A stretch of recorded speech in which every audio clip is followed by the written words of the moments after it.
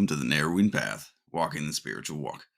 My name is Steve Van Einstein. Thank y'all for joining me today as we continue on this path of reading James Allen's daily meditations for the entire year. We're closing in on the end of the first half of the year. When we wrap up June, we'll be exactly 6 months through this year. That'll put us at about 184, I think, 184 episodes, which is pretty crazy. So I'm looking forward to it. It's been a crazy year so far. June itself has been insane.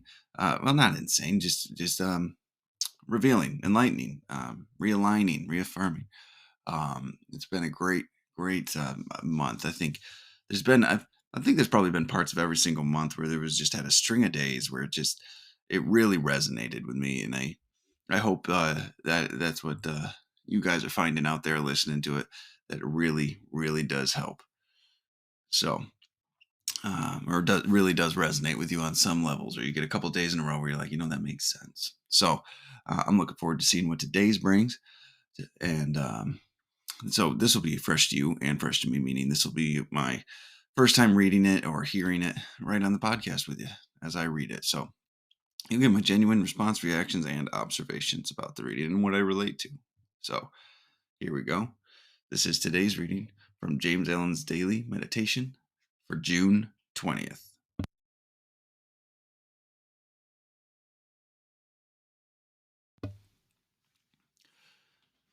Hatred severs human lives, fosters persecution, and hurls nations into ruthless war. Men cry, peace, peace, where there is no peace, but on the contrary, discord, disquietude, and strife. Apart from that wisdom which is inseparable from self-renunciation, there can be no real and abiding peace.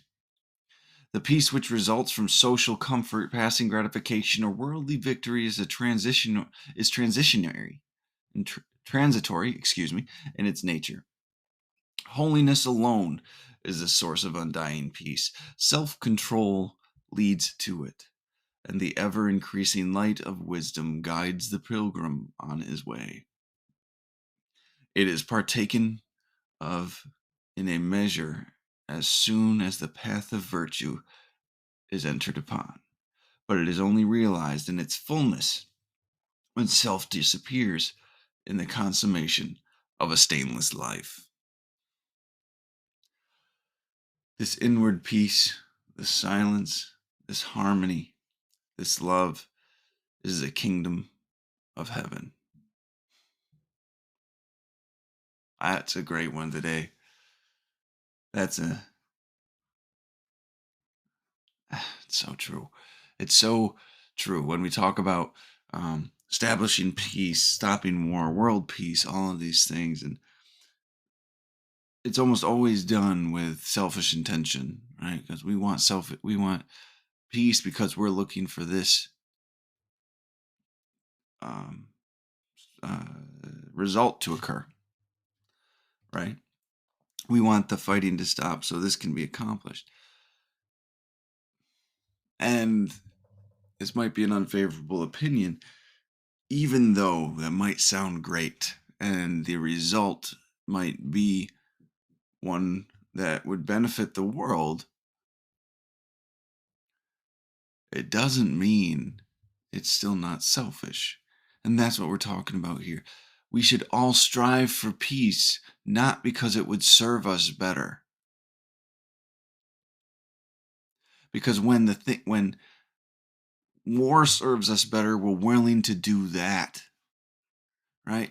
When we are only willing to do the thing that serves us best in a situation, we're doing it selfishly. Right?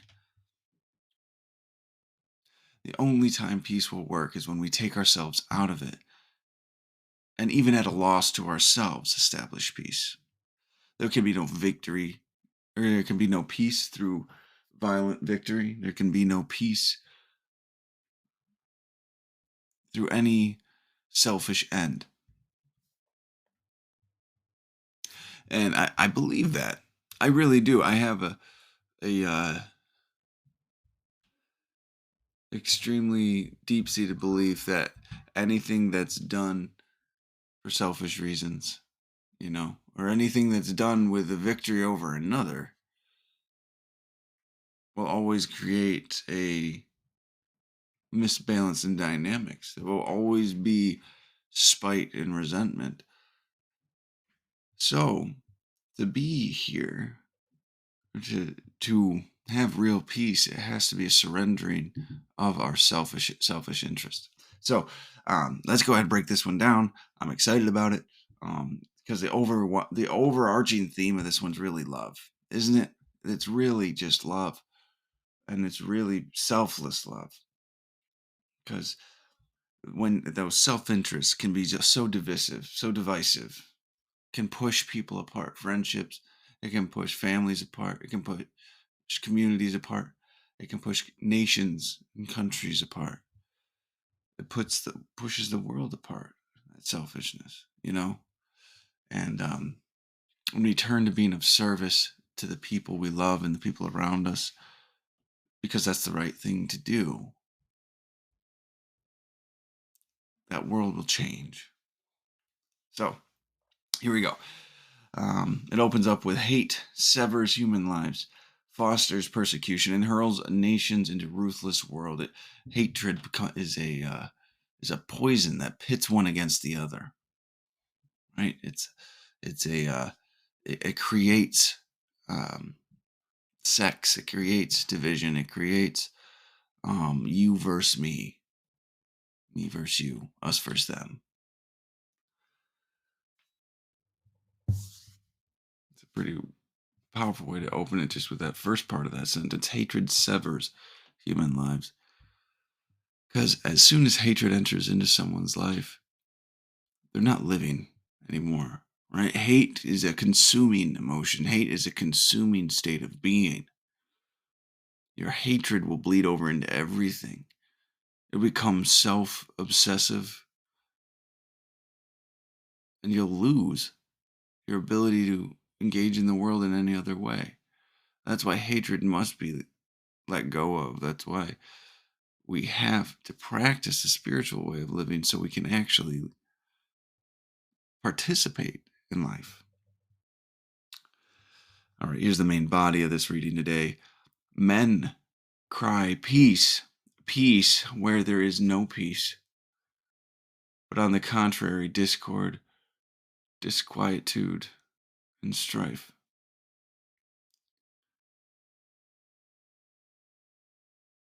So we only run in saying, no, there needs to be peace when there isn't any. Right? When there's all of this disruption, when there's this disquietude and strife, so this pain, this suffering, this killing, violence. That's the only time we cry for peace, when it serves us.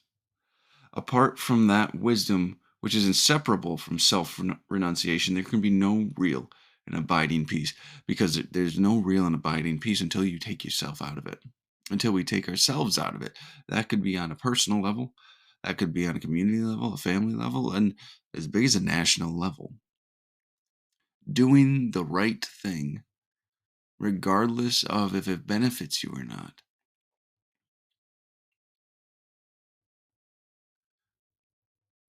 is what will lead to an actual real peace. Selfless choice of peace regardless of its outcome, because it is solely and only the only right thing to do in situations. Well, it'll be the only way we get to peace.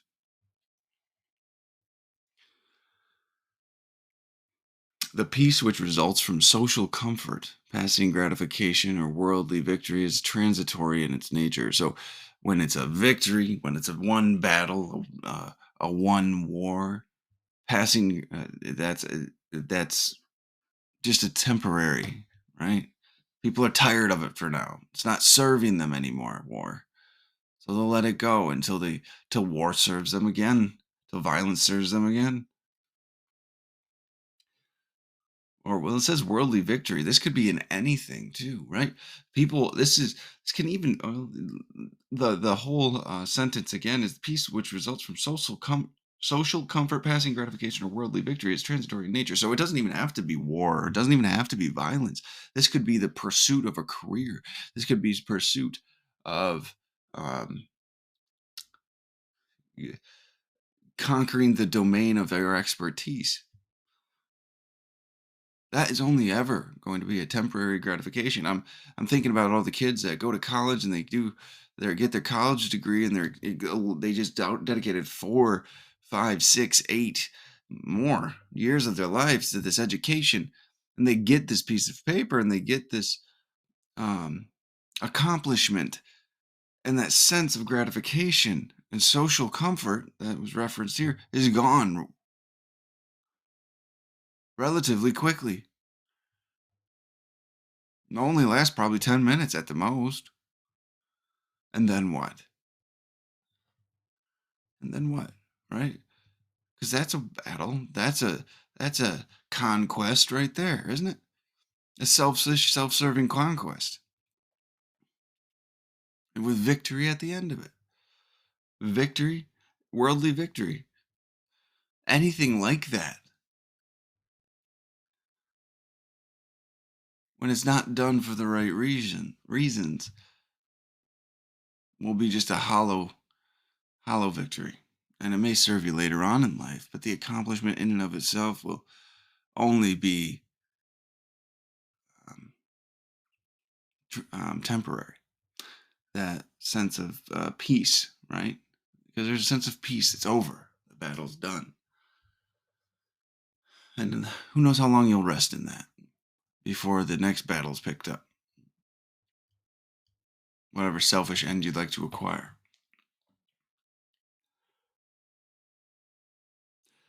Holiness alone is the source of undying peace. Holiness, a righteous living, Christ-like living, right? A spiritual way of life. It's the true and only way to achieve an undying peace, a chosen peace, again, for the right reasons. Choosing peace to choose peace rather than to choose peace because it serves me. It makes me look good. It'll benefit me in some way in my social status. It will all fail. It will consistently and always fail. It's uncomfortable to choose these things, though. To choose something without considering the selfish impact of it takes practice.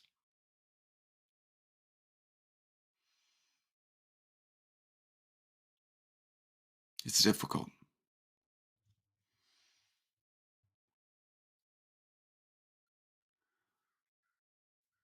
Right, he goes on here to say self-control leads to it. The ever-increasing light of wisdom guides the pilgrim on his way. James Allen at the end of As a Man Thinketh stated, self-control is strength, right thought is mastery, calmness is power. So if we go off of that, which I do believe, right? I absolutely believe this.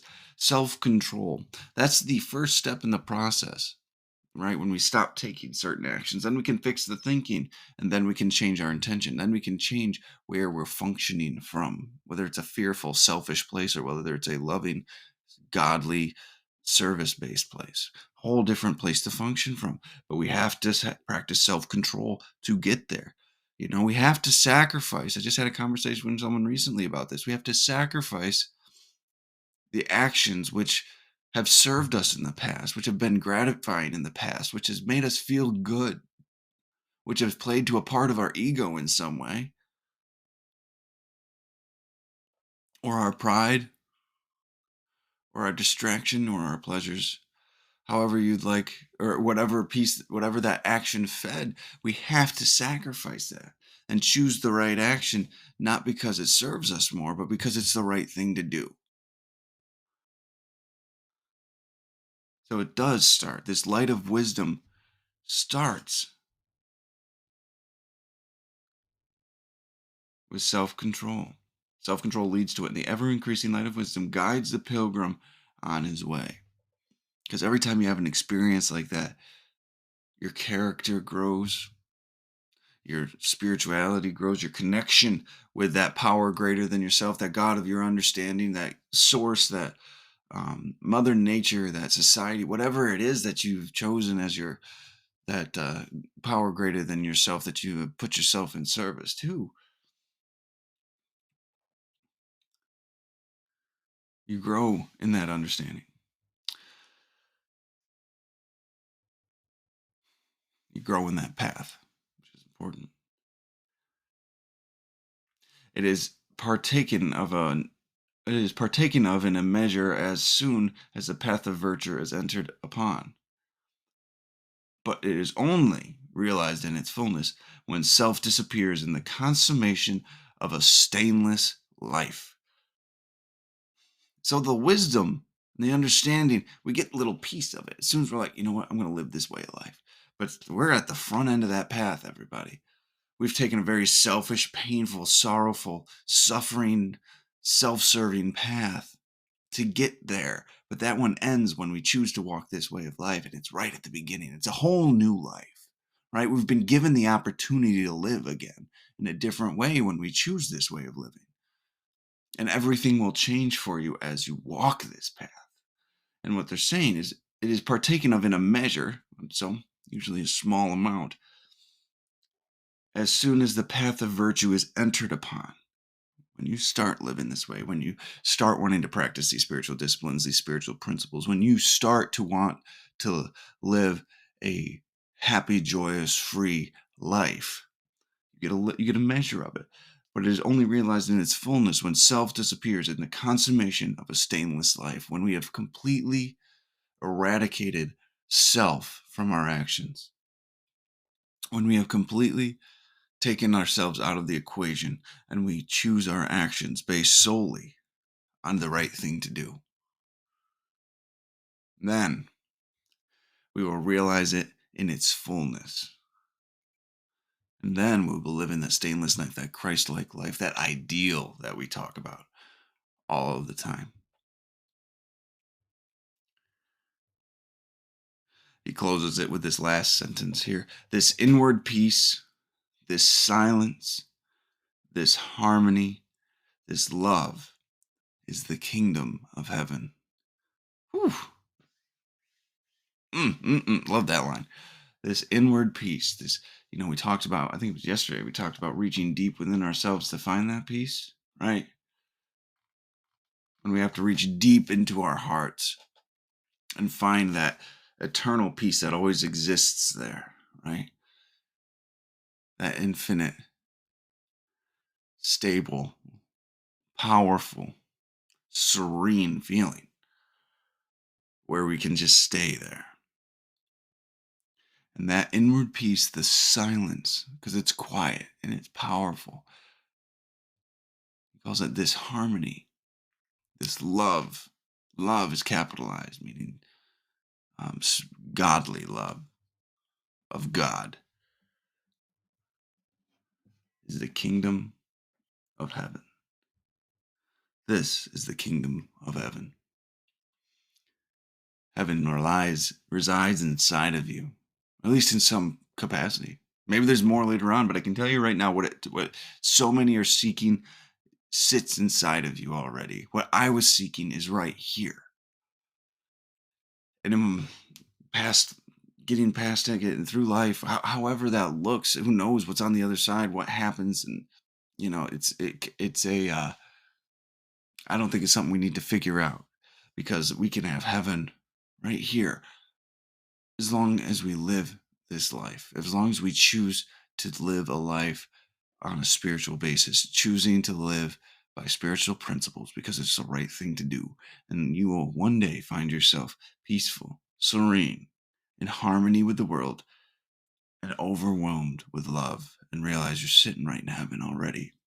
Such a good one. Today was awesome. Absolutely loved it. Thank you all so much for jumping on and listening. I appreciate all the support I get. If you'd like to, go ahead and jump over to Facebook and give the Facebook page for the Narrowing Path, Walking the Spiritual Walk, a like or a follow. But thank you for the support so far. And I'm looking forward to finishing out June with you. So I'm looking forward to June 21st. Until next time, thanks.